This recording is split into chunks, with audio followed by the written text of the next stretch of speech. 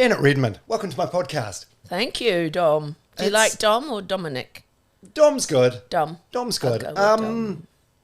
Yeah, it's funny. You're the first person that's asked that. Oh. I sort of respond to both, but I like them both. I'm okay with both. Well, it interests me why some people shorten the name they were given, so that's why I ask that. But that might take us down a totally different path. Well, when I was growing up, it was a very rare name. I think it is still quite rare, but not as rare as what it was. And I was very self-conscious, like growing up. It's like we're getting into a therapy session already.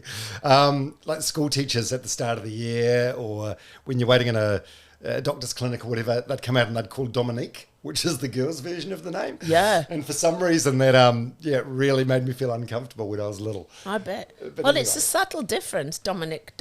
Yeah, well, Dominique's wasn't my name. Anyway. I want to just jump in there. I'm allergic to the word therapist.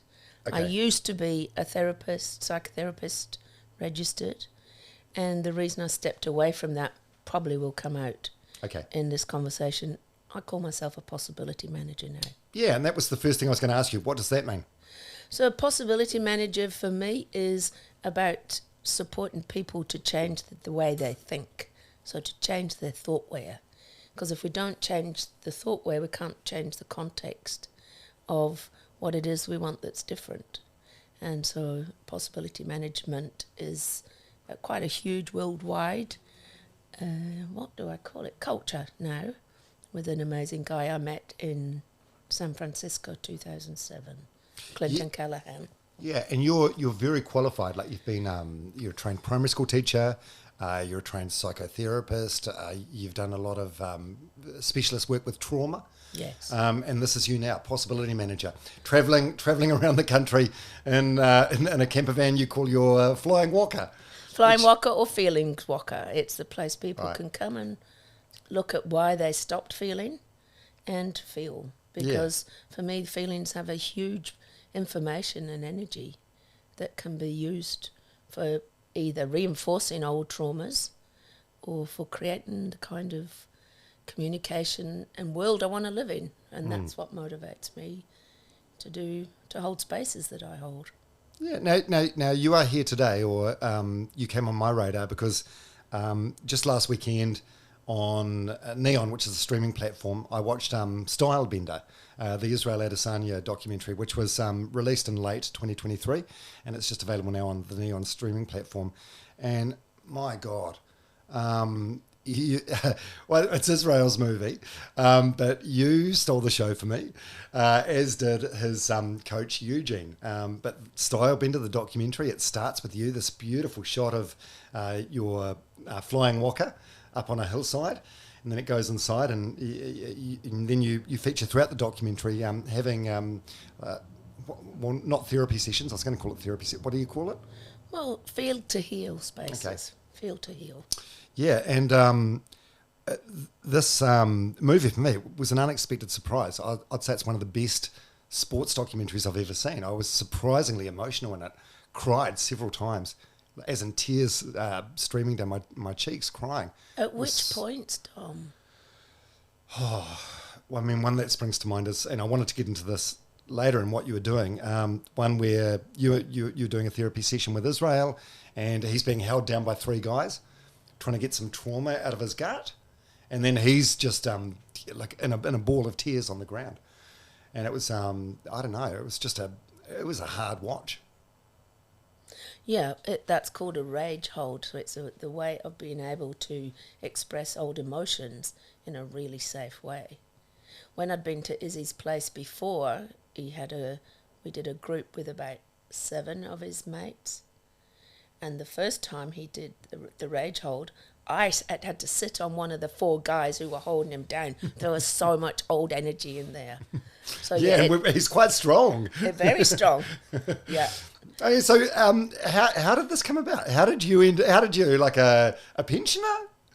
Yeah, a woman who's not retired. I had my 65th birthday January, and I'm not retiring. I'm refiring. Yeah, so yes, I love that. I'm refiring as as the woman I am now. How Yeah. did I get involved with it? Yeah, how did a 65-year-old woman from Motueka end up as the unlikely star of the Israel Adesanya story? I ask myself the same question, Dom.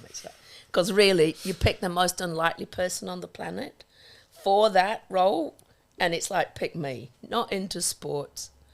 How it came about was Zoe McIntosh. Zoe McIntosh, the director. The director came to one of my trainings. I had a 3-day field to heel training at the retreat centre, Shada Retreat Centre in Tuakau. And she came and she knew I was working with Issy. And she said, what you do is magic and it needs to be documented. So she asked if I'd bring the two together because she knew, I'll keep the names anonymous, she knew Issy's partner at the time, and that's how it all came together. Right. And she said to me, it might be worth you interviewing her, she said to me, but for my involvement, she'd have pulled out because it was a bog standard, boring, linear sportsman documentary. And she said once she had that creative impulse to include me and the sessions we did, she was totally re-fired up to keep going and do the beautiful job she's done. And were you on board from the beginning, or were you reluctant to take part? I mean, sessions like this are very, very private and personal, and they're not often shared. I suppose that's more to do with the client than the counsellor. But how did you feel about that? I was, with clear contracting that Israel's okay. Yeah. I was totally on board because look at the many millions of people, especially young men, that he can reach, given his street credibility. Yeah. Yeah, it's so powerful. So what about that first meeting or that first interaction? Because you had no idea who he was, right? No, I just told you out there. No. So his girlfriend at the time reached out to me and they asked, I was seeing her first and saw them both together. It was lockdown, so it was all on Zoom. What was it, like a couples therapy thing or something? Well, I like to call it, because the trainings I offer is called building communication bridges, inside and out, so between different parts of ourselves and together. So as mediator or coach would be other words people use for me. And was helping them see where they were creating drama together and offered them other tools other than creating drama. And then, so when you start working with Israel Adesanya one-on-one, how does that happen with the first session? Like where do you begin? you know what I mean? Well, probably, I had my I saw a therapist for the first time in my life, maybe I think it was just pre-lockdown, sort of 2020, and it was one of the best things I've ever done. But I put it off. God, the first 45 years or whatever of my life, because I thought I'm going to sit down and I'm not going to know where to start. Oh, isn't Izzy's easy to talk to.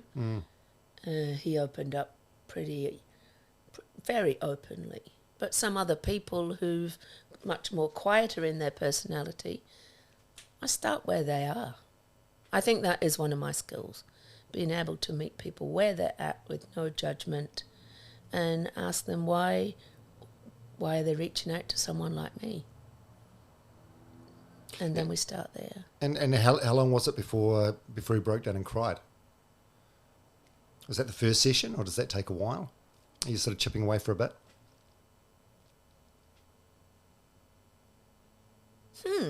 I don't know.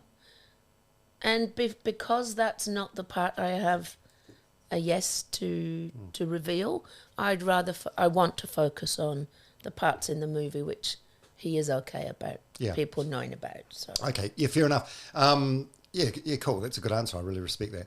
So how many, and was the sessions that you did mainly for the movie, or is there a lot of stuff that you did that's not filmed and will never be seen? Do you know what I mean? Yeah, there is some sessions, not too many. It's definitely some sessions that aren't seen. And if I was the director of the movie, I would have put other things in as well. Really? Yeah.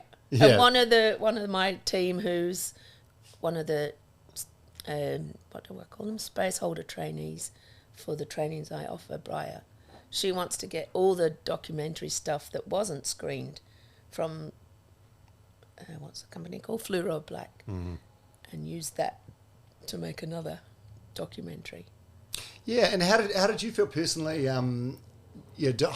holding these sessions, which you do and have done for many years, but doing it with camera crews there and people holding microphones and...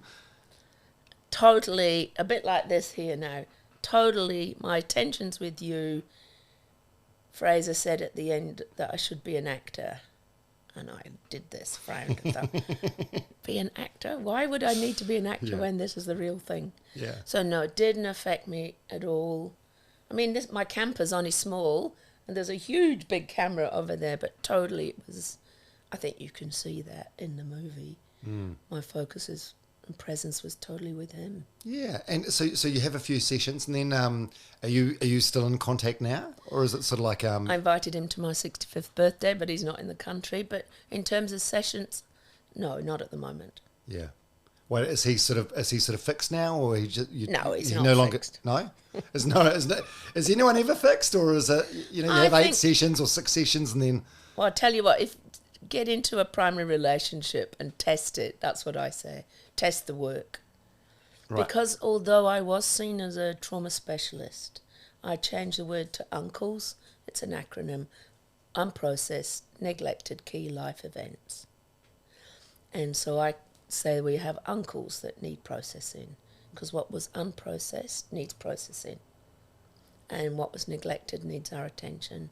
Those key life events that are really clearly in the Stylebender movie that totally defined who he was. Yeah, some of these things you're talking about is moving to New Zealand, like just severe bullying at school, including being like held over a urinal, and just awful racism. Awful racism. Yeah, which almost, it's kind of similar to the Mike Tyson story in a way. Mike Tyson used to, he was a very introverted kid, and he used to like raise pigeons. And there was a bully that grabbed his pigeon off him one day and like ripped the head off. And Mike decided he needed to defend himself after that, so he got into boxing. So it feels like a similar sort of thing. Very similar, isn't it? Yeah. And that's why at the end of the movie, we're out at Karikari, just past Piha, and I had a go. That's one thing I would keep putting in the movie. I had a go 3 or 4 different ways of saying, how can you fight differently without pummeling and really hurting someone else? Because now his chip off his shoulder was healed. I would make that declaration. And he said, well, it would just be like sparring, and there's not much fun in that. Well, there's not much money in it either, probably. Yeah, I suppose. I don't know. I've never done any fighting in my life, and I know very little about it. But I suppose for someone like Israel Adesanya, the fear would be, you smooth away his edges, and then he just doesn't have that killer instinct anymore. Do you know what I mean? Well, he's too gentle to. Exactly. I said this to him, Dom. I said, informed consent here. If you heal all this, you might not be able to fight. You may not be a savage anymore. Yeah. Hopefully. And he has so many other skills, his creativity, his anime stuff. So, no, I really put that on the table to say, if you heal this, you may not be able to keep doing what you're doing. Yeah, well, I'm personally like a big fan of the whole Israel Adesanya package. The fighting thing, I don't know too much about it, but I enjoy watching him. But mainly I enjoy the post-match speeches, how gracious and humble he's been in defeat, how arrogant and cocky he is when he wins, how defiant he is. Just like his mannerisms, everything about him, the whole package. I'm just a massive fan. And to actually see this documentary, I think that's the thing that sort of upset me, because you just don't realise what someone's going through. From an outside perspective, all you see is this swaggy dude driving around in a McLaren. Yeah. That's right. I think we've all got really good survival mechanisms that can totally mask what's happening on the inside. And like I said to you before, I was totally surprised I would recommend the movie because of I just don't like all that fighting. But it wasn't. It was a human at his most vulnerable, most arrogant, like you said, most cock-headed, most kind. So that's why I love it. We've all got our shadow side, we've all got our shining side, and that's why I recommended people to go and see the movie. I love that. How has your life changed since the documentary came out? Has it changed at all? Not much. No. My trainings are full, so I come up to Auckland every few months and hold these building communication bridges inside and out trainings, feel to heal spaces, and in Nelson. So a little, but not much. But a different sort of clientele or new customers? Like you're seeing many young men or? A few, for sure. But that's what I was doing anyway. Yeah. All right. Hey, well, let's talk about you for a second then. So you're a possibility manager. What is it that makes you so good? Well, years of, first of all, following my mentor, which was Dr. Richard Erskine, teaching me how to make contact with people and being able to meet them exactly where they're at. I have a sound theoretical base, which is my roadmaps for holding spaces. Usually people, when they're ready, are willing to get into their feelings. And I know I can hold space for 100% anger, 100% sadness, 100% fear, 100% joy. And that's the 4 feelings I use. Anything else for me is a mixed emotion, and then that's what creates depression and other obsessive compulsive disorders and things. So having a sound theoretical base, plus however many years and decades of experience.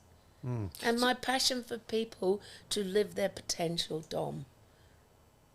Yeah, and I can feel my own sadness a bit when I think about the last funeral I took, because I'm also a celebrant. My son's young friend, and Jamie's friend, Tim, killed himself at 16. Oh. So, heaps. I've got an article on my website about this. These young men especially, not only men, being the canary in the coal mine that something in the way we're living isn't working. And so I wrote a little article about that. Yeah, why do you think that is? For some young men, do you think it's just too hard to articulate what you're feeling or communicate it? So I'm going to be radical. I think school lets us down, lets them all down. They don't come out with any emotional fluency. So their first heartbreak is devastating for them. They don't know that sadness is okay. Especially men. I watch my 3 sons, toughen up, cover their sadness with anger, especially going out when they went out in the world. At home, they'd feel their sadness a bit more. So I think it's that.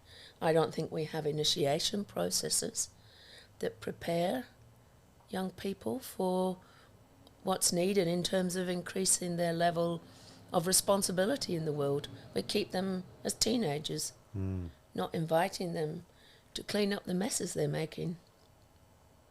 Yeah.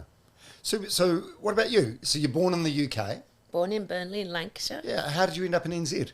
At 14, Mum and Dad brought us here. So 50 odd years ago I've been here. And that was a big step because my dad's the only child. And I left my grandma and granddad there.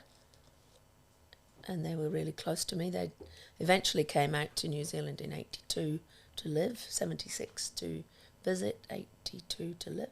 Wow. So I was really glad about that. And why did you select this line of work? I reckon I was born with it. I learned to suss out a room, who's feeling what, do I go close to them, do I stay away? So I think it's part of my destiny.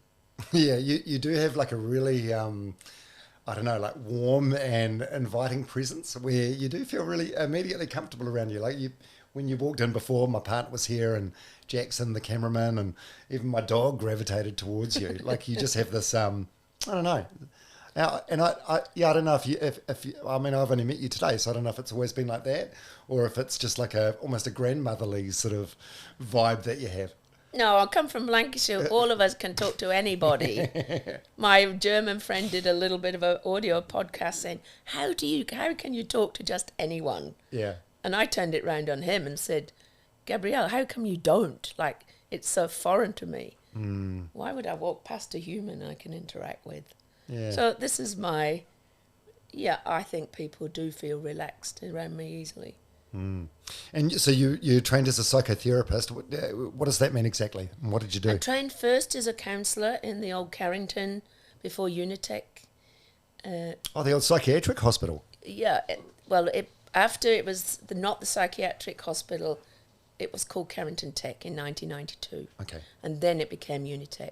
So I started training there, and then became trained as a counsellor with the Human Development and Training Institute here in Newmarket. Then I wanted to sit an international qualification as a transactional analyst. So that's Eric Byrne's model of work.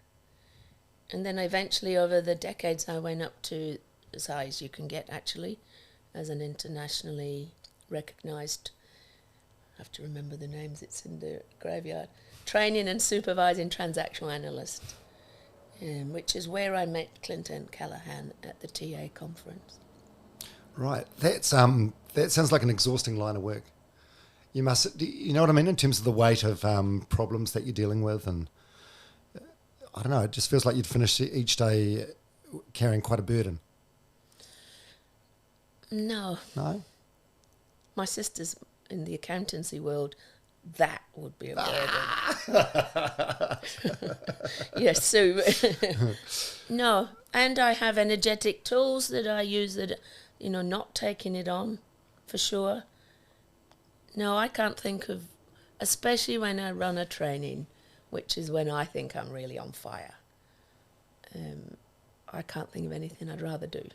Wow, that's amazing. And then you became a trauma specialist. What does that mean exactly? It happened, really. My interest in what stopped people reaching their full potential or being stuck when they did used to come for counselling or psychotherapy. And, neurologically, physiologically, emotionally, when people haven't healed those frozen aspects of their life events. So it just happened. And then I did courses with David Bocelli, so I became a trauma release exercise trainer as well. And of course, what makes me so good is I've had to do my own work. Oh, did you on yourself? Absolutely heal all my own traumas. Yeah. What were yours? Do you want to get into that or not particularly? What were my main? Well, Mum and Dad were really autocratic parents. Where they wanted blind obedience. Lancashire's national anthem is toughen up, get on with it. It's that English stiff upper lip thing. Well, right? Lancashire's Keep even calm, worse. Right. In fact, my dear friend up in Openoni, she says, when you're with a pom. And how do I know? They're puckered at both ends. It sums it up. Yeah. Because, look, my parents were, both their parents were in the war. Mum's dad died in the war. Working class Lancashire was really hard. And so I was parented by parents who had their own traumas. Yeah, so a lot of that. Not feeling, don't feel, get on with it, be strong, hurry up. So I was superwoman for a while, and then that started to crumble, that image, and started to do my own feelings work. God, that sounds really familiar. To you? 100%. Yeah, it works until it doesn't, right? Yeah. For all of us, I think that's part of what midlife crisis is. The mechanism we created to survive. Eventually, either we'll do more of it and do it more intensely, or it's an opportunity to thrive, not survive. Yeah, it feels like it's like a bag of gym clothes, and you just keep stuffing in the dirty gym clothes, and eventually you got to wash it because That's a super analogy. Is it actually? Absolutely. It's like it's not going to go anywhere. It's just going to smell more and rot. Yeah. For me, it showed up in dreams because I love dream work, and every night I'd go to the sleep, and all the toilets were full of shit. No matter where I went, I can still see the dream. Cubicle of 8 toilets, nothing was flushing away, nowhere to go. So Spill out. Yours is a little more socially acceptable. The no. trim. No, it's anything gym goes bag. here, Janet. Okay, so what are some of the? Well, first of all, so how do you treat yourself? Like when you know you've got issues that need addressing, because I would imagine it's easy to have like a broader view and be in your position and say, okay, Izzy, this is the issue, this is what you need. It's often harder to identify problems internally, isn't it? Which is why I keep going to my own trainings. Okay. And Yeah. so like last 4 days, last week I was at Shada Retreat again, and my friend and colleague Anna Nurumbuena was holding one of the foundation trainings in possibility management that's called Expand the Box. And it's a 4-day intense looking at your own stuff. And then I'll go to a lab soon in March. So I keep being under scrutiny around other people. Plus I have a team, and if I'm triggered, which of course I get triggered, for me I know then that that's an emotion. So one distinction that wasn't made so clearly as a psychotherapist was the distinction between emotions and feelings. And although they're the same, mad, sad, bad, glad, emotions are always from the past. So I know if I'm triggered, there's an emotion there from the past, and I reach out to my team for an emotional healing process. So it's always an opportunity. Okay, so there's the one-on-one sessions that you do, but there's also like the groups and the workshops that you do. So what are I don't know if there is, but if there are, what are common problems or issues that you see in most people you work with, and is there small stuff that we can all do to get better? Definitely. Bring your ears from beside your head to your heart. Not many people can really listen. They either do neurotic listening and make it all about them, or what I call the roadblocks to listening, which is interrogation or reassuring, using the roadblocks to communication, which is always a part of the trainings I offer. Right. And we've usually been the recipient of that kind of listening. And then there's really good reasons that I don't want to tell you what I'm feeling if you're going to fix me or tell me I shouldn't be. So, did I answer your question? I lost track of the question. I think so. I just asked what are the common problems or issues you see in people, and small stuff they can do to get better. You think just listening Listening is huge. Yeah. So in my flying walker, I've got one thing written on one of my cupboards, and that's transformational listening changes the morphogenetic field. And I believe it. If I only listened to you off camera for half an hour, I'm sure you would go to places you haven't been. Because I do listen with my heart. Yeah. And on a training I put ears, E-A-R is in the middle of hear, and I put a T on it, and that's heart. So that's always my commitment. No, I love that. To listen with my ears and my heart. It feels like a more compassionate way of the saying, you've got 2 ears, 1 mouth, use them. Shut up. Yeah. Okay, so what about me? I'm wondering how you could help me today, because I saw the Stylebender movie and I saw the work you did with Issy, and I thought, oh my God, this lady's amazing. And I've got so many issues, and I just don't know. I've got no reason to be unhappy about anything, but I'm just sad so often. Well, wow, what did you just feel in your body when you said that, Dom? Yeah, that. Take a moment. We can cut this out. It doesn't have to be on here. Sad, there'll be a reason you're sad, Dom. And it might not be for now. Keep going. Yeah, I don't know why. Like I feel like I've got nothing to be sad about. Like I've got, fantastic family and friends and people that love me, and it's just, I just don't, I don't like myself as much as what I feel like I should. I don't know. It's like a self-esteem thing. I've my girlfriend who you met on the way in. We've only been living together for a few months now, but like we'll do exercise in the morning, and she'll have like a 3K run around the park. We'll do a Pilates workout, and then she'll be glowing in the face, and she'll say to me, oh, "I'm so proud of myself."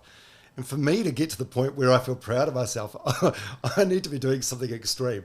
Like on Monday, I went for a 30K run, and I felt proud of myself after that. But I'm just so mean to myself. And I don't know why. I don't know how I can get around it. So It's fucked, eh? It's fucked. No, sounds normal to me. Who used to be mean to you?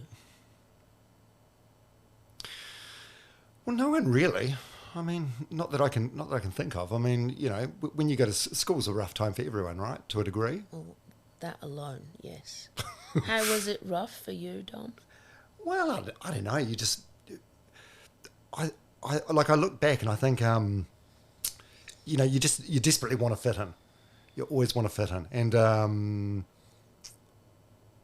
yeah. So it was. I feel like I was just subjected to the standard sort of like bullying that everyone's subjected to at school. Like you don't, all the kids had like BMXs, and mum and dad wanted me to have a sensible bike. So you don't have the shiny clothes or the shiny object that you want, but nothing really. You know what I mean? But I think that is a something, because were you ridiculed in any way? Yeah, of course, but And did I you feel feel like everyone. shame? Yeah, but I feel like everyone at school gets subjected to that. No one gets out unscathed, right? Doesn't mean it doesn't leave scars. Yeah, often we don't know we've been envied. We only know that embedded shame that's the result of it. But if we feel we're odd or different in any way, what about expectations? What would you say your parents' spoken or unspoken expectations of you were? It's a complicated one with my parents, because it's you look back on reflection. My parents were like super supportive. They brought me and my siblings up to tell you could do anything you wanted to, which is really, really cool.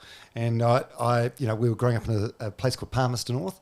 I wanted to get into radio, which was a very, very unorthodox sort of occupation, but they never tried to talk me out of it. So they were always really encouraging in that way.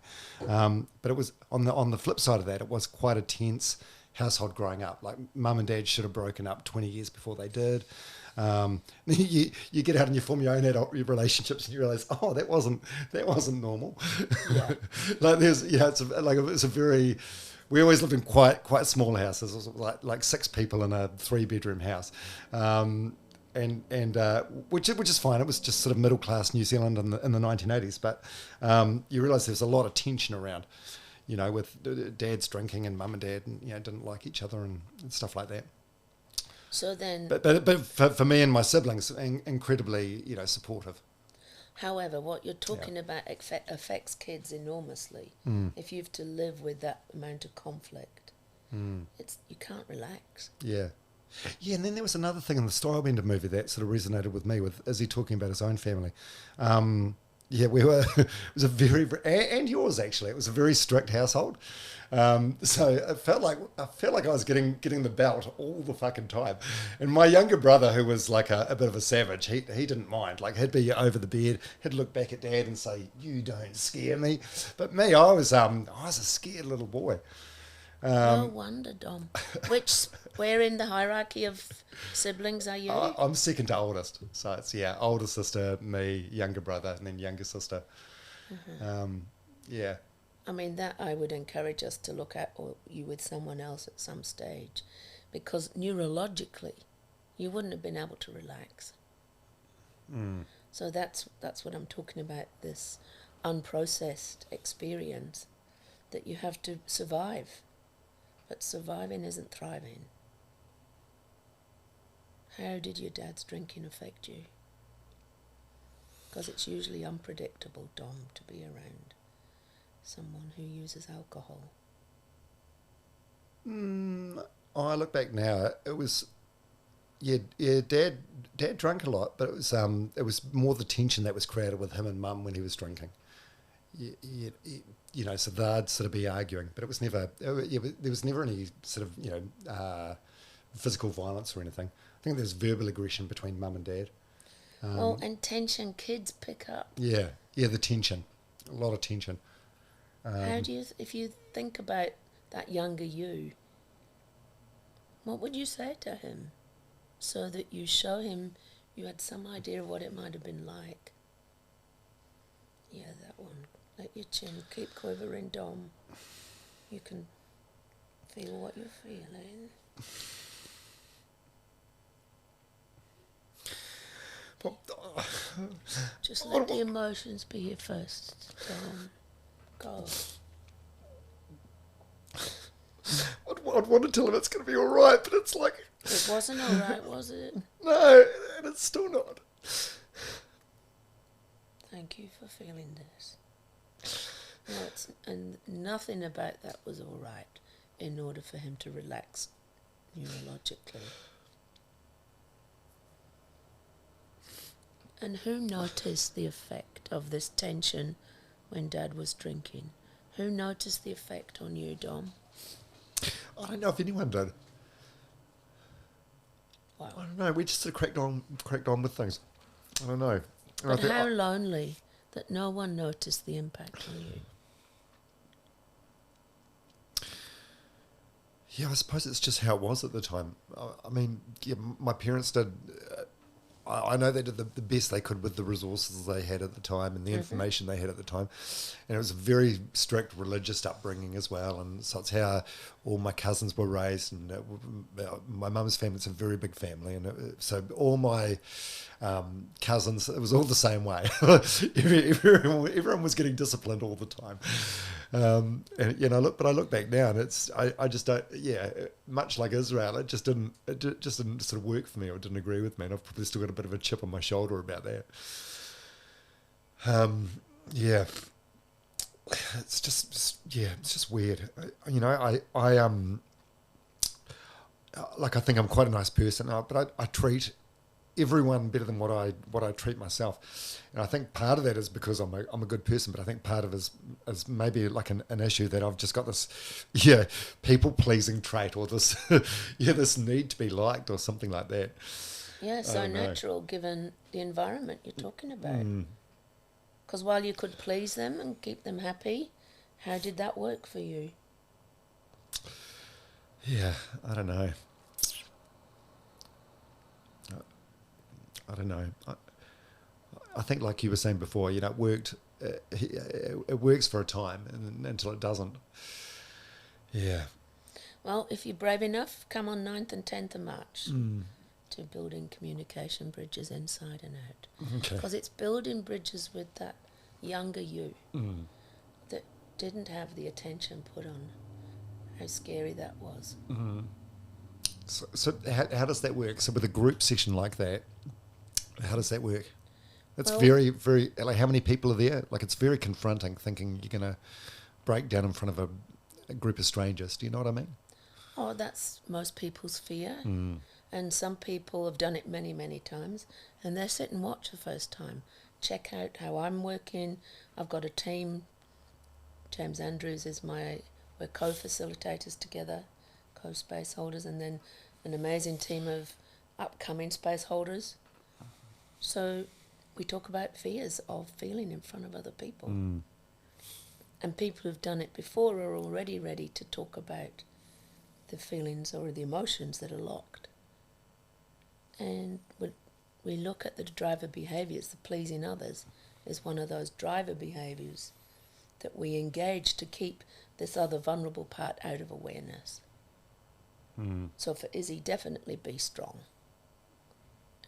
And that was my main driver, 5 drivers. So we look at that as well in a training. Life, it's hard, isn't it? And I think these emotions for me have been bubbling to the surface for the past few years, because I left school, got into a career in radio, kept myself as busy as what I could. And it's only been the last few years that I've sort of taken the foot off the accelerator and given myself like a bit more breathing space. And it's when you do that, it's like I've realised now that my work or career, I think I probably overworked myself, and as a way of maybe trying to sort of outrun potential issues, or just keeping myself busy so I don't have to focus on anything else. And even look at your body as you're talking about this. Your body's communicating to both of us. Is that? How do you mean? When you're busy shaking, you might not even know you're shaking. Your body's giving me the clues that, hurry up, be strong, carry on, soldier on. We're twins. And it did work for a while. while you can keep it going. Oh, but then usually, usually life comes along with something. For me, it was my second child, and he had lactose intolerance and cried. I hardly slept. And that's what I needed to start cracking if I think of a walnut, it had to, the pressure from the inside started to crack the walnut open. Yeah. For me, I feel like I was constantly chasing something, and it was sort of like once I reach this milestone, everything's going to be all right. Once I get this, and for me, I think that sort of manifested itself in the accumulation of possessions.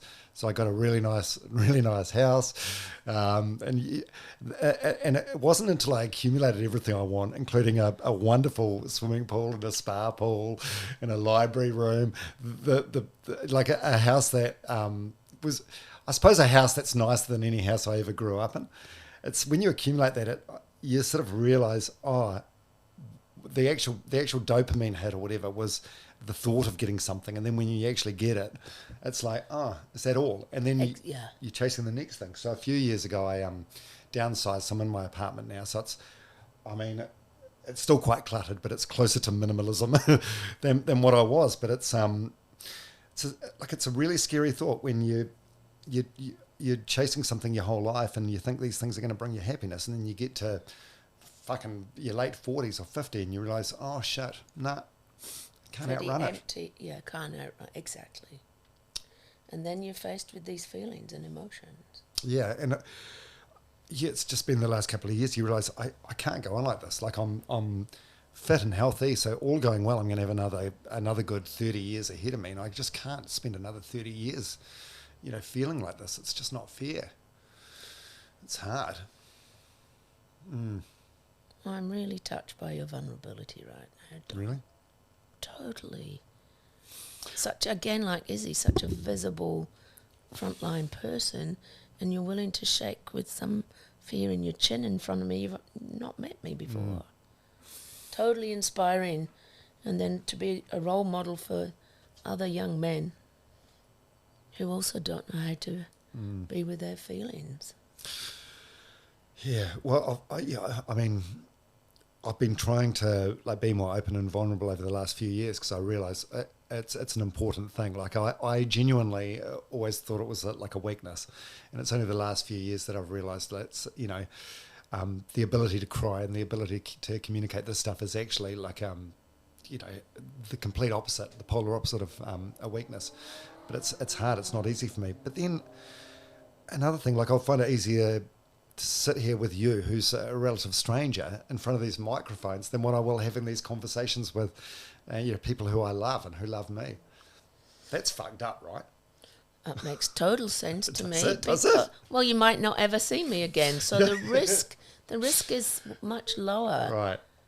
You're not risking me, one, judging you, which I don't, or distancing myself from you, or labelling you as fucked up.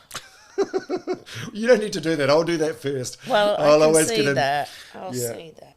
Which is usually one where we protect ourselves. We get in and beat ourselves up first. Yeah. Is that quite a common thing, is it? Very. And the wound of school for so many people is the story you're telling, and I feel so sad about that. That school's something to be survived. It's a place where some of these uncles' traumas happened. I mean, that's tragic for me. Yeah, I think school's probably got a lot to answer for. Now, I went to an all-boys school where, if you showed any sort of like vulnerability or weakness, it would just be weaponized against you. So you just wouldn't. So you learn to toughen up, right? You have and to. Not it's a show survival mechanism. Yeah. And what you're talking about is the old map of feelings, where we think weakness, sadness is weak. It's one thing we do on the training is, what's your current map of beliefs about feeling sad, scared, anger, or joy? And once we know that and realise what we're really saying is feelings are not okay, then we look on. So the first day we look at how we get in what I call the swamp, the shit. And then the second day we look at how to live in the garden, And then feelings are not only okay, but I'm consciously accessing my sadness right now for compassion with you and to communicate. Or you would see my anger consciously, never to hurt someone, but to hold boundaries. Say, no, this isn't okay. And to go for what I want. I am a grandmother of 6.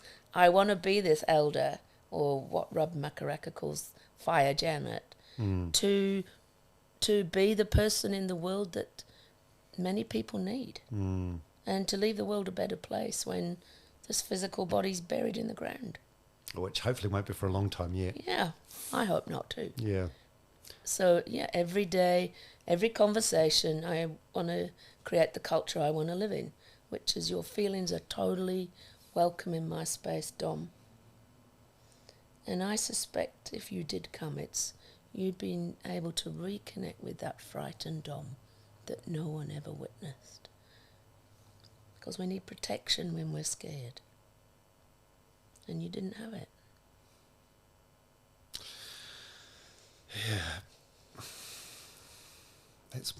That's lovely.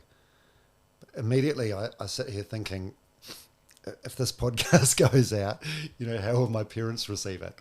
You know what I mean? They'll be like, well, we were there for you. We did have that protection. Do you know what I mean? Well, they could protect you to the level they knew was possible. Yeah. I say the same. They did the best they could. 100%. But they would have been parents, they would have been children of parents, either in the Depression, probably, I'm trying to guess your age. Yeah. Or their parents went to war. So it's the intergenerational stuff that doesn't get transformed. It gets transmitted. So if they're listening, it's not that we're blaming them in any way. And I'm going to bring it back to me.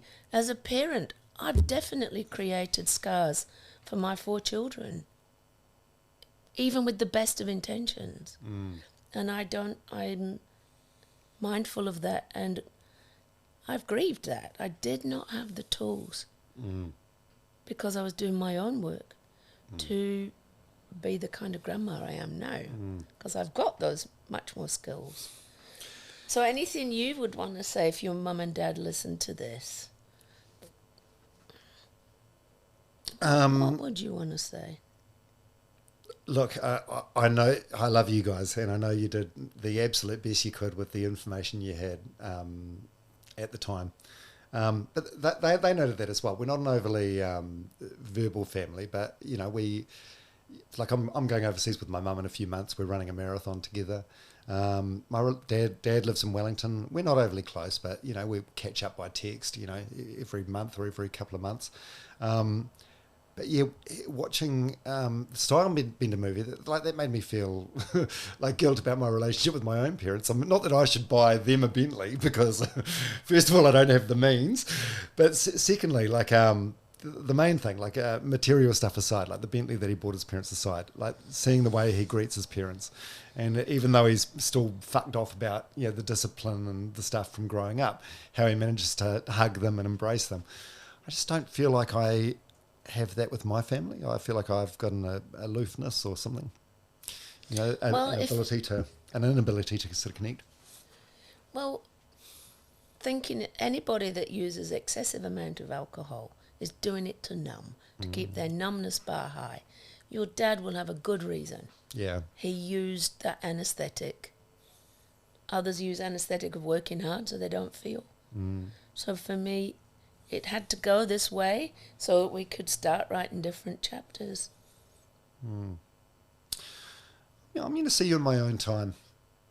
Yeah, I'm going to see you. When's this workshop you're doing? There's one in Kirikiri 2nd and 3rd of March. Yeah. And Auckland 9th and 10th of March. And what about if anyone wants to get hold of you themselves? What's the best way they should go about doing that? JanetRedmond.com. Yeah. Yeah.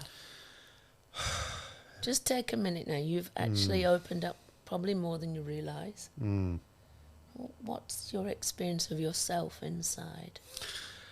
Oh,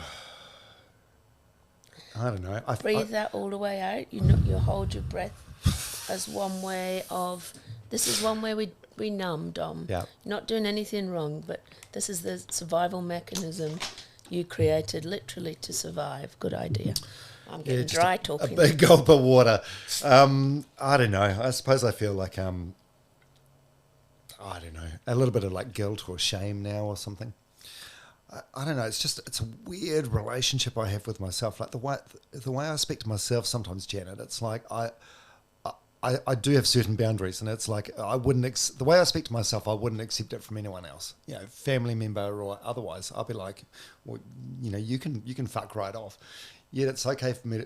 It feels like the standards or the expectations or whatever it is that I have for myself. It's just really so high. Impossibly high, and it's exhausting.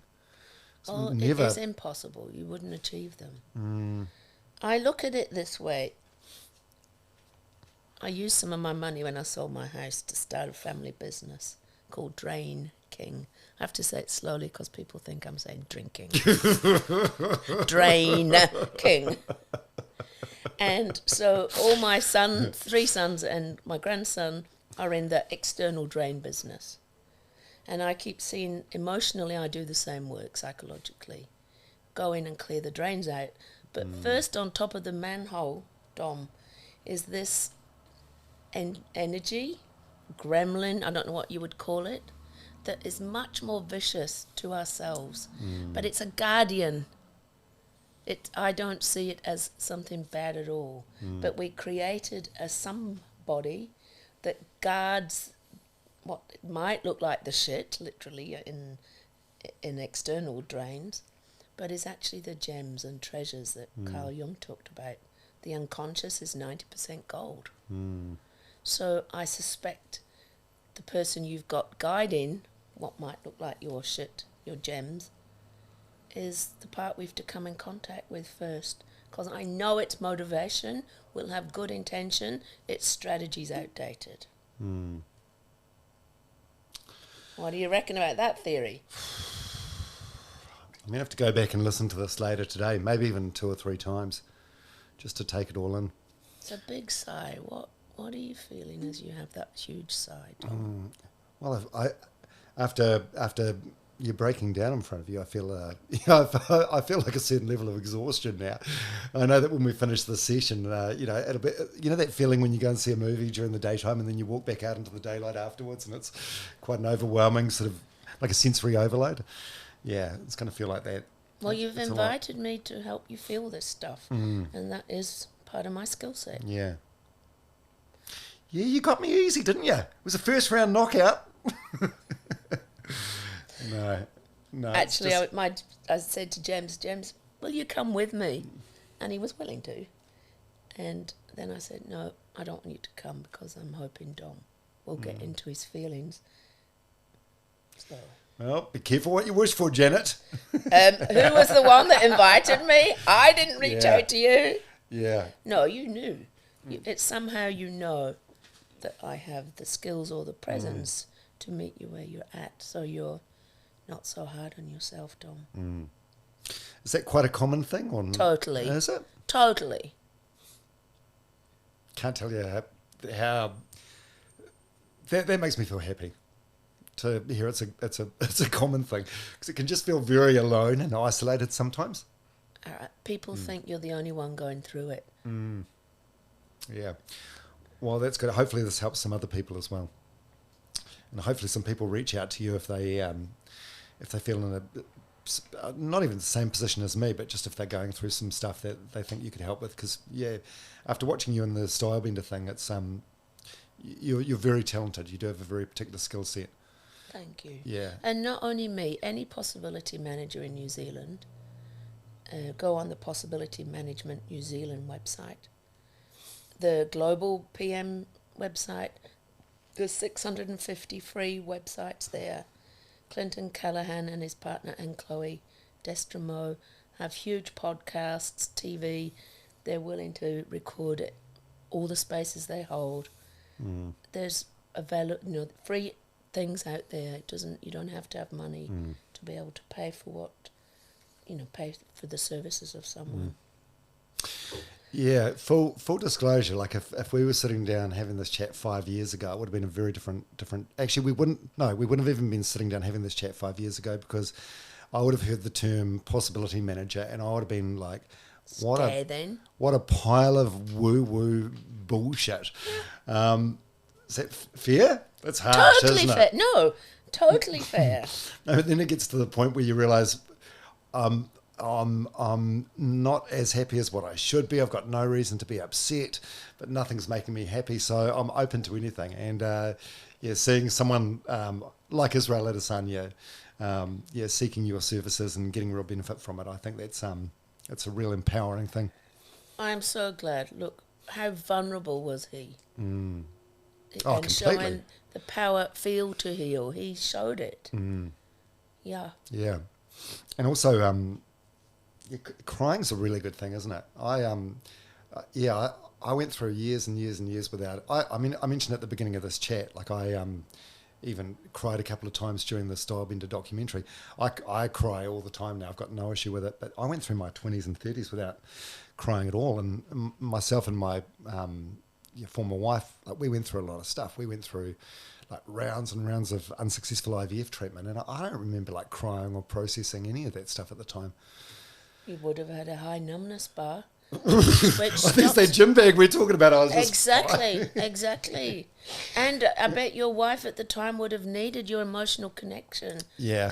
That's such a journey, that one. Yeah. Oh no, it's a lot.